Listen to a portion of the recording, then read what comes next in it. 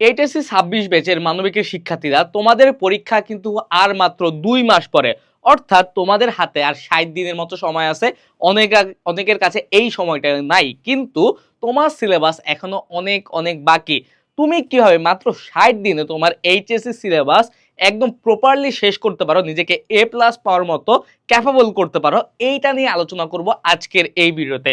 ধরে নিচ্ছি তোমার এখনো অনেক অনেক পড়া বাকি আছে, তোমার হয়তো পাস করার মতো যোগ্যতা নাই, কিন্তু কিভাবে লেখাপড়া করলে পাস তো তুমি করবাই, বরং তোমার পরীক্ষার রেজাল্ট খুবই ভালো হবে, এ প্লাসও পেয়ে যেতে পারো ইনশাল্লাহ, যদি ট্রাই করো। ওইভাবে ট্রাই করলে পাবা ইনশাল্লাহ, বলা যেতে পারে। এখন কোন কোন স্ট্র্যাটেজি ফলো করবো, এটা নিয়ে তোমাদের কাছে একটু চিন্তা থাকে না, যে ভাইয়া আদৌ কি ৬০ দিনের পরে চান্স পাওয়াটা সম্ভব? হ্যাঁ ভাইয়া, কেন সম্ভব না? যদি আমি পারি তুমিও পারবা। প্রত্যেকটা স্টুডেন্ট, প্রতি বছর আমাদের অনেক স্টুডেন্ট আছে যারা মাত্র ১ থেকে ১.৫ মাস পরে এ প্লাস পায়। এটা সায়েন্সের ক্ষেত্রে হলে, কমার্সের ক্ষেত্রে হলে হয়তো অনেকটা মজার ব্যাপার হতো, কিন্তু আর্টসের জন্য এটা সম্ভব। আমি বলছি সম্ভব। কিভাবে সম্ভব আমি বলি। সবার আগে তোমার একটা কি করতে হবে, প্রপার স্টাডি প্ল্যান সাজাতে হবে। এটা হচ্ছে তুমি স্মার্ট স্টাডি প্ল্যান সাজাতে হবে, যে যেমন তেমন করে সাজালে হবে না। এখানে তোমার ক্ষেত্রে তোমার কাছে কয়েকটা জিনিস লাগবে। ১ নম্বর জিনিস হচ্ছে compact compact study material. Study এমএ দিলাম material. Okay, compact study material বলতে কি বোঝায়? এটা হচ্ছে সবচেয়ে গুরুত্বপূর্ণ। এটা দ্বারা বোঝায় হচ্ছে যে এমন একটা জায়গা যেখানে তোমার জন্য যা দরকার সকল কিছু অলরেডি গুছানো আছে। কেন এটা দরকার? কারণ হচ্ছে তোমার কাছে আর ৬০ দিনের মতো সময় আছে, আরো কম আছে। এখন তোমার এই সময়টা নাই যে তুমি বাংলার জন্য এখান থেকে একটু ম্যাটেরিয়াল কালেক্ট করবা, ইংরেজির জন্য এখান থেকে, সাধারণ জ্ঞানের জন্য, সাধারণ জ্ঞান আইসিটির জন্য ওইখান থেকে। এই সময়টা তোমার নাই। আর আরেকটা ব্যাপার হচ্ছে মানবিকের জন্য রিসোর্স খুবই কম। দেখা যায় যে তুমি অনলাইনে সার্চ দিলে সায়েন্সেরটা অনেক চলে আসবে, ফিজিক্স কেমিস্ট্রি বায়োলজি এগুলো অনেক কিছু চলে আসবে, কিন্তু তুমি যদি সাইকোলজি নিয়ে সার্চ দাও বা লজিক নিয়ে একটা জিনিস সার্চ দাও, তুমি কি পাবা? কৃষি শিক্ষা নিয়ে সার্চ দাও, ইসলামের ইতিহাস নিয়ে সার্চ দাও, তুমি কি সকল কিছু পাবা একসাথে গুছানো? পাবা না। এটার কারণ কি? কারণ হচ্ছে মানবিকের জন্য তেমন কেউ কিছু করে নাই। ট্রাস্ট মি অর নট, আমরা মানবিকের জন্য যতটা করছি, হালকেনস্টাইন ফ্যামিলি যতটুকু করছে, বাংলাদেশে অন্য কোনো প্ল্যাটফর্ম করে নাই। এই জন্যই আমরা হচ্ছে মানবিকের জন্য বাংলাদেশের সেরা। ইনশাল্লাহ আমাদের ধারে পাশে কেউ নাই, এখনো থাকতেও পারবে না। কারণ হচ্ছে আমরা ডে বাই ডে তোমাদের একটা বেটার সার্ভিস দেওয়ার চেষ্টা করছি। এখন কেন আমরা বলছি যে আমরা মানবিকের জন্য সেরা? দেখো, এই যে কম্প্যাক্ট স্টাডি ম্যাটেরিয়ালে আমরা কি কি দিচ্ছি?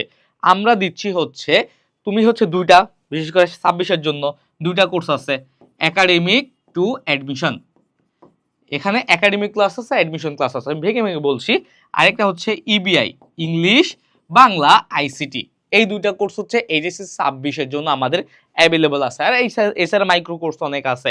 ওকে, এখন দেখো, আমরা তোমাদের জন্য, যেহেতু তোমাদের হাতে সময় নাই, তোমাদের এখান থেকে ওইখান থেকে অনেক পড়া কালেক্ট করতে হবে, কিন্তু আমরা তোমাদের কেন কম্প্যাক্ট একটা ম্যাটেরিয়ালস দিচ্ছি?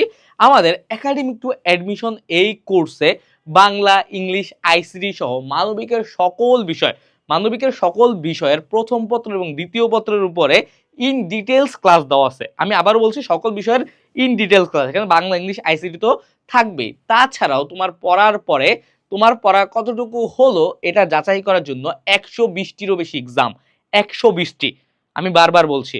তাছাড়া আরো কি আছে? আরো আছে দাগানো বই, ২২৫টি অধ্যায়ে দাগানো বই। এই দাগানো বইটা কেন তোমার কাজে লাগবে? তুমি যদি চিন্তা করো যে আমার কাছে সময় নাই, হাতে মাত্র ৬০ দিন আছে, ইম্পর্টেন্ট লাইনগুলো আমার পরে পরে দেখার সময় নাই, তুমি জাস্ট সিম্পলি আমাদের দাগানো বইগুলো দেখবা। এখানে আমরা হাইলাইটার দিয়ে প্রত্যেকটা বাংলা, ইংলিশ, আইসিটি সহ মানবিকের প্রত্যেকটা চ্যাপ্টার, ফার্স্ট পেপার হোক আর সেকেন্ড পেপার হোক, আমরা একদম দাগায় দিছি, ইন ডিটেলস দাগায় দিছি। সুতরাং তোমার আর কষ্ট করে নিজের বইটা সম্পূর্ণ পড়া লাগবে না, হাইলাইট করা লাইনগুলো আমাদের পড়লেই তোমার হয়ে যাচ্ছে। এই জিনিসটা একটু মাথায় রাখলেই হবে। তারপরে দেখো আরো কি দিচ্ছি আমরা। তোমার যদি একাডেমিক পড়ার পরে অ্যাডমিশনের চান্স পাওয়া লাগবে না, অ্যাডমিশনের ক্লাস আমরা এইখানে এই কোর্সের মধ্যে দিয়ে দিচ্ছি। এছাড়াও কি আছে? এছাড়াও আমাদের কিছু কিছু chapter test paper solving class দেওয়া আছে, আমাদের ইবুক দেওয়া আছে। ইবুকে কি আছে? আমাদের যে হিউম্যানিটিসের জন্য ইম্পর্টেন্ট একটা বই আছে, হিউম্যানিটি সুপার সাজেশন। ওইখানে বাংলা, ইংলিশ, আইসিটি সহ মানবিকের সকল বিষয়ের ক নাম্বার প্রশ্ন, খ নাম্বার প্রশ্ন, গ নাম্বার প্রশ্ন, ঘ নাম্বার প্রশ্ন, সকল বিষয় এগুলো দেওয়া আছে। সুতরাং তুমি ওই বইটা, ইবুকটা পড়লেই তোমার সব হয়ে যাচ্ছে। এছাড়াও আইসিটি নোটস ইবুক দেওয়া আছে।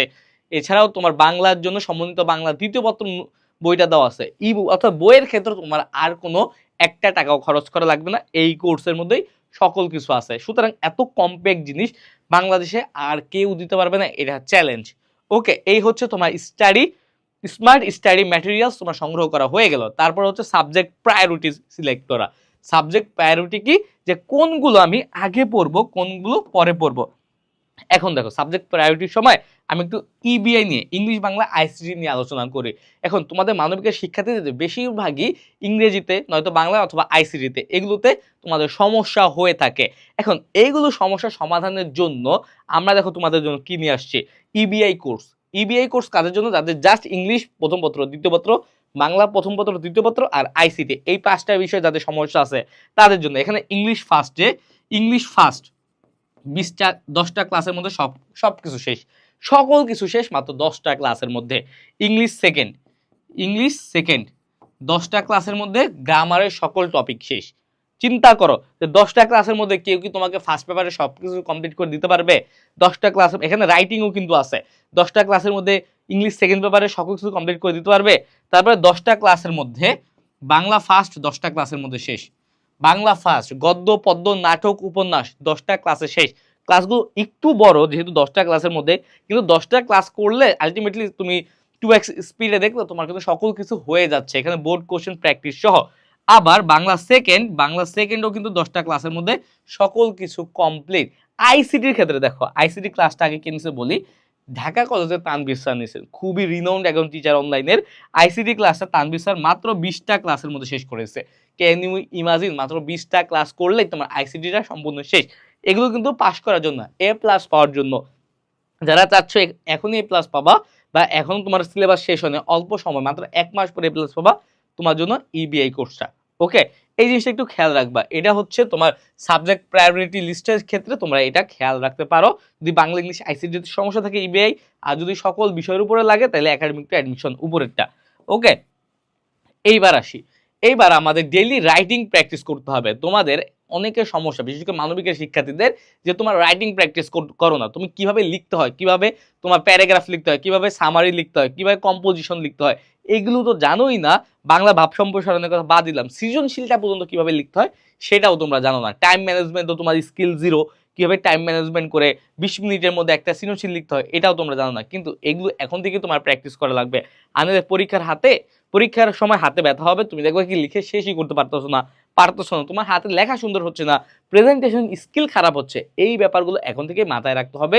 তার পাশাপাশি পড়ার সময় সাথে সাথে শর্ট নোটস আর কুইক রিভিশন ব্যাপারটা তোমার মাথায় রাখতে হবে। শর্ট নোটস কিভাবে করতে পারো, সাপোজ আমাদের যে 225টি অধ্যায় দাগানো বই আছে, দাগানো বইগুলো পড়ার সময় ওইখানে তোমার যে ইম্পর্টেন্ট লাইনগুলো আছে ওগুলো স্ক্রিনশট দিয়ে রাখতে পারো, নিজের খাতায় লিখে রাখতে পারো। এর ফলে কি হবে, যে তোমার পরীক্ষার আগে দ্রুত করে ইম্পর্টেন্ট লাইনগুলো তুমি পড়ে যেতে পারছো। এই কারণে তোমার সময়টা আর লস হচ্ছে না, একদম খুব ইজিলি তুমি পরীক্ষা ভালো করতে পারবা।